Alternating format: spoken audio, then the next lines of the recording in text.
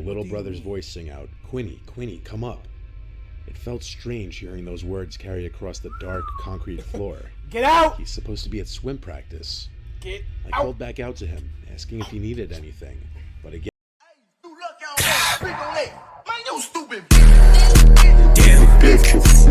Whoa, I'ma say it again. This a chapter of life full of end. In the chat with your mates and go down with your friend. Ah! Did I scare y'all? No? Damn, alright, damn, alright. Anyway, though, yeah. What's up with y'all, man? We back at the game with another motherfucking video, man. Today, we're gonna be reacting to 3 true scary horror stories by the one and only Mr. Nightmare. Now, Mr. Nightmare, his stories, I'm not even gonna lie, 10 out of 10, dog. Like, he got the best horror stories ever. I used to watch him all the time as a kid. It would be me and my boys back in high school, bro. It'd be me and my boys at my man's crib. It'd be late at night. We purposely would watch it late at night, bro. And we would binge watch like 4 or 5 vids, bro. And we wouldn't leave the crib till like 2 a.m., 1 a.m. It'd be dark, bro. That was probably the worst decision because I was so paranoid walking back home, bro, and it was dumb dark outside. Anyways, though, he got the best stories ever, so we're going to be reacting to, it's like, again, the 3 true horror stories and all that, and we're going to see what it's about and all that, see what stories he got for today. Now, as y'all might not know, Halloween is my favorite time of the year, or one of my favorite times of the year, actually. My favorite time of the year is really Christmas. But anyway, so, it's one of my favorite times of the year. I love horror. I love horror movies. October, Halloween, everything. I love it. It's also my father's birthday as well, so I just love it when it's Halloween. Let me know if y'all want me to react to more of, Mr. Nightmare stories for Halloween and everything like that. This month, I got some up for y'all. I ain't gonna say too much, but I got some for y'all. Anyways, though, I hope you guys are gonna enjoy the vid. I want to say thank you guys so much for 350 subs, man. We getting so close. We're getting closer and closer to our goal, man, just by the day. So thank y'all so much. We almost at 400, so let's keep breaking that subscribe button, man. Let's just keep subbing, man. I appreciate y'all so much. Just thank you. I hope y'all enjoy the video. Like it if you do. Subscribe if you're new. Everything's much appreciated. And I'll catch y'all when I catch y'all, bro. True scary story 1. Anonymous. Okay. When my dad was around 50, he got an African Grey. He always loved parrots his whole life, so I was happy for him to get one after his retirement. He named the bird Kevin. My dad taught Kevin a whole vocabulary of words, and he actually trained That's a pretty cool name for a bird, Kevin. It's calm. him to understand the meaning behind certain words, like hello, what's up, food, thank you, good, and a few others. My dad passed away at 70. And with that came the time to figure out amongst my siblings and I what would happen to Kevin. My brother and sister didn't want the responsibility of taking Kevin into their homes. Plus, their spouses were against it too. But I couldn't bear the idea of giving him away to a new home. Kevin was and is one of my last connections to my dad. In a sense, that was his best friend. So I decided I would take him into my home.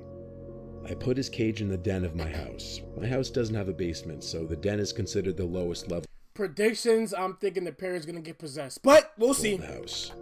Kevin is a moderately noisy bird. He can be a chatterbox some hours of the day, usually earlier on. But later in the day and at night, he quiets down. When he's too noisy, I'll throw a blanket over his cage, and that normally quiets him down. I watch TV in the den at night to keep him company. Then around 10, I'll migrate to my room to let him go to sleep. That's pretty much the backstory behind Kevin. I've been taking care of him for 2 years now, so I know exactly how he behaves and when he's acting out of the ordinary. Speaking of out of the ordinary, there was one night in December around 11 p.m. that Kevin started making sounds while I was trying to sleep. I sleep with the door open since I live alone and need to be able to hear anything. Oh, you're bugging. I don't care how... Bro, I could be living by myself. I'm still sleeping with that door closed. I don't care about none of that. Something's going on in the house. Hearing him making his squawking noises past dark, especially this late at night, was unusual beyond doubt, and something was irritating him. I went down to the den to see what was bothering him. He was wide awake on the lower perch of the 2 in the cage. He looked at me and was saying things like hello and what's up, and his name. All the while, he was nodding his head up and down, moving his whole body in the process, as if he were dancing. Hell nah. I tried to feed him, but he didn't eat, so I covered him with the blanket, hoping he would stop. I was in the kitchen when I stopped inside, because he was still making the noises, and I had a feeling he wasn't going to stop.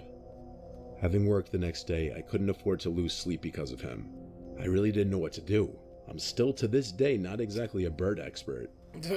I went back downstairs and uncovered him. He was still doing his little dance, bobbing his head and body and making his distressed sounds. It didn't click with me until thinking I heard something in the pantry closet a few feet away from his cage. I walked over to it and hovered my hand over the light switch to the pantry, which was outside of the door. Okay, now where is this going? The door has one of those big glass panels that many pantry doors have, so when I flicked the light switch, I saw the outline of a body on the inside. Oh, hell no! Kicked in, and I chose fight.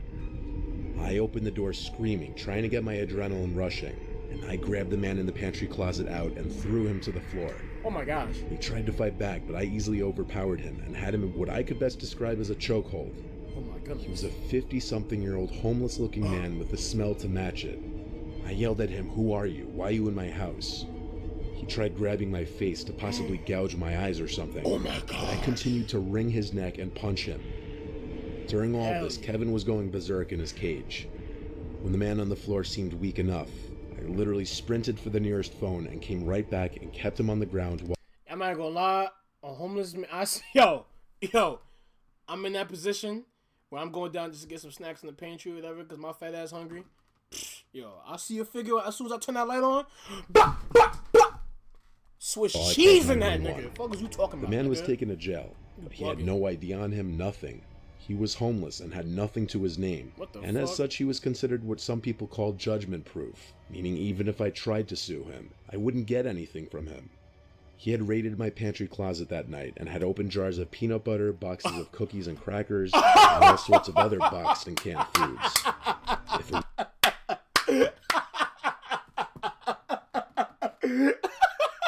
Yeah, he said he done raided the whole pantry.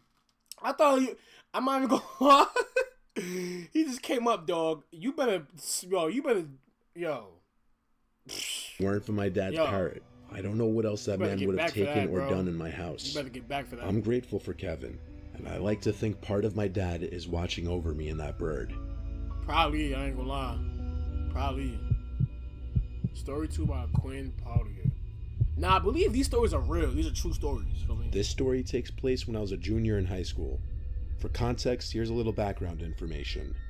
Back in the day, I was a pretty involved student, took all the hard classes, and was in a few varsity sports. In one of these ways, I was always busy and didn't have much time for myself, and part of me was thankful for that. It provided me an escape from a world where my parents had recently parted ways and my older brother had just gone to college. It was just me and my little brother then. He also was a swimmer and a smart kid in his own right. We were really similar, even to this day. That's but cool. Probably because of the stresses our family situation put on us at the time, we didn't get along, near at all. One of those wet winter days in the Midwest, I'd put in my time at school and swim, and I still had to sit down for several hours of homework. This time I had to write an essay for some advanced class that Yo, me in high school, I don't think I ever had to write an essay, bro. Or I don't even remember me writing an essay. If I did, it was like one, bro, and it wasn't like 7 hours worth of. I wasn't really interested That's in. crazy. I dropped my swim bag at the door when I got home, and I looked around my house to see if anyone was home. Empty. Dad must be out with Reese at swim practice. His club team had the slot at the pool after the high school team was done. I popped in a mouthful of Cheez-Its and headed down to the basement to my office to get some schoolwork done. W-snack choice. The house was a middle class. Hey, I can't lie to y'all. Cheez-Its is a top 3 snack. Don't count me on that though. Two-story with an unfinished basement, with the exception of what I referred to as my office. From a career past, my dad used to work from home, but no longer did. I was the only one who used this place, so my family, or what was left of it, just called it Quinn's office. So I made my way across the concrete floors and unattached carpet samples down there to the one finished-out room in the basement. I flicked on the CFL light. It was like any other night after practice. I still had hours of homework to do. So I turned on the computer and started typing away. I was typing for what seemed like an hour, trying to bring to words to what the concept of hedonism and the picture of Dorian Gray meant to me as best I could, or as convincingly as I could. Out of the dark, I heard my little brother call out to me, "Quinny, Quinny, come up." Almost reflexively, I called back to him, "Reese, I'm working, what do you need?" We would yell through the house like brothers do, but it took me a minute to realize I didn't hear him come home. I got no response, only for a couple. Okay, see, that's when things get tricky here. What do you mean you didn't hear him come home? Minutes though. Again, I heard my little brother's voice sing out, "Quinny, Quinny, come up." It felt strange hearing those words carry across the dark concrete floor. Get out! He's supposed to be at swim practice. Get I out! called back out to him, asking if he needed anything, but again, I received no answer. I thought about just starting my essay again, but the family situation was delicate at best, and I didn't want to be in trouble if my little brother... Your ass continue to still doing your homework if you don't get your ass up at that damn motherfucking house! Oh my He god! needed something. I made the decision to get up and go find out for myself. I bounded up the basement staircase, the only way a high schooler can, and I called out again for my brother. "Reese, what's up? I'm really busy." I checked all around the main floor looking for my little brother, or even signs he was home. No shoes, no backpack. So he wasn't home. There was no car in the driveway either. The only reason my dad would be gone right now would be to pick him up. Satisfied, I turned back for the stairs, when I heard my little brother's voice ring out, "Quinny, Quinny, come up." This time every parent... Hell no! Hell no. Fuck no. Hell no. My body Get your stood ass on up end. out that motherfucking It just didn't make house, man. sense. He had to be at practice. You And if he really tweaking, needed fuck. me, he would have come to me. I go to the base of the second floor stairs and called out to him one more time. "Reese, what's going on? Are you okay?" For a minute, no answer. "Reese, I'm really busy. Can you tell me what's up?" Is that a figure back there? It's quiet for way too long as I stared up the dark already seen. staircase. Logically, I had no reason to believe anyone was up there, until I heard Reese's voice calmly speak this time and not call out in his sing-song way those same 4 words. "Quinny, Quinny, come up." "What?" I asked under my breath. Oh, hell. I couldn't comprehend the situation. Go get I the did fuck quick out of inventory here. of any probable scenario. Break-in, wrong voice.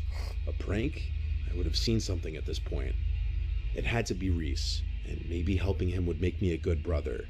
So I began up the stairs. Oh no, he's cooked. My heart pounded with each step, He's cooked. and I was about to make the landing to the dark second floor.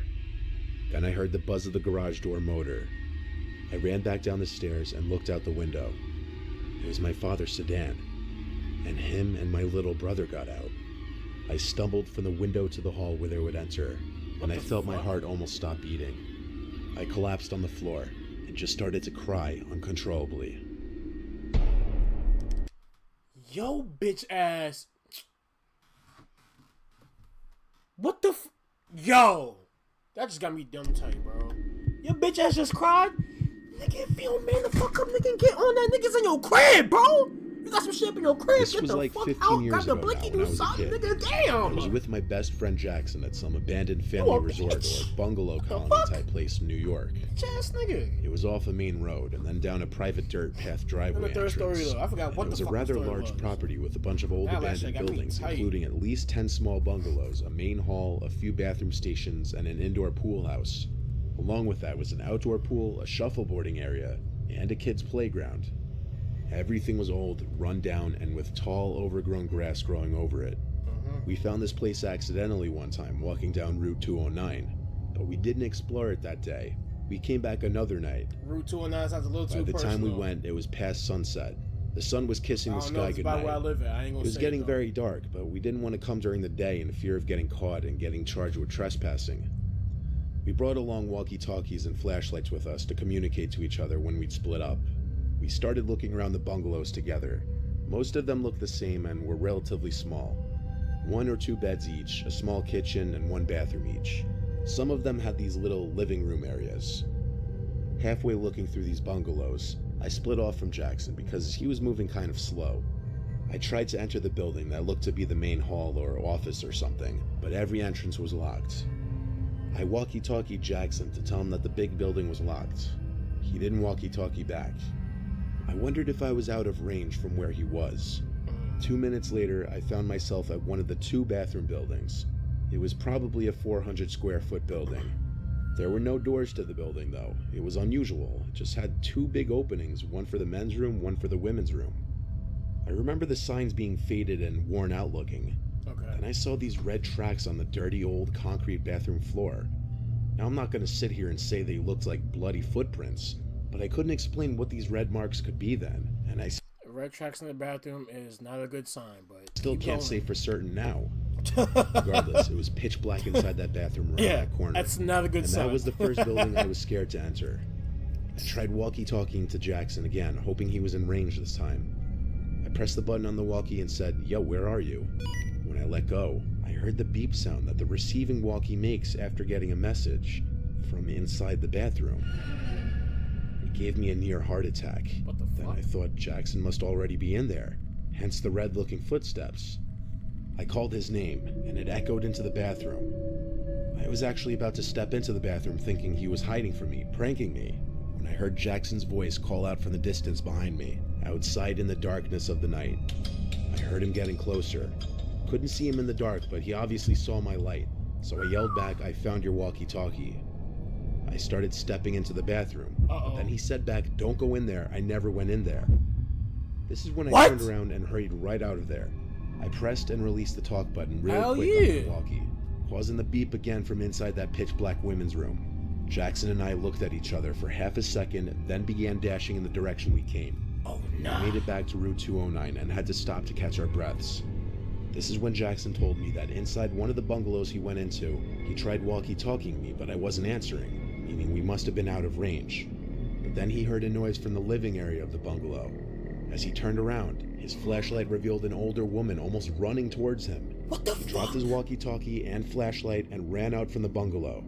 Oh hell no! Get the. Oh no! He ran in the dark and hid, refraining from making noise in fear of being followed. He hid for a questionable amount of time before looking around and seeing my flashlight across the field, over at the bathrooms. The most likely explanation to me was that some cracked-out drug addict was hiding or living in that abandoned bungalow and for whatever reason lunged at Jackson and picked up his walkie-talkie. What she was doing in that bathroom, who knows? Maybe drugs, maybe the bathroom in the bungalow didn't work. But what I don't know is why was there a trail of what looked like blood in there? Those are my theories, but I can't explain all of it away. And that's the scariest part. That's wow, bro. Damn. Ah, fuck. Oh, fuck. Oh, fuck. Oh, fuck. Oh. Oh. Whoa.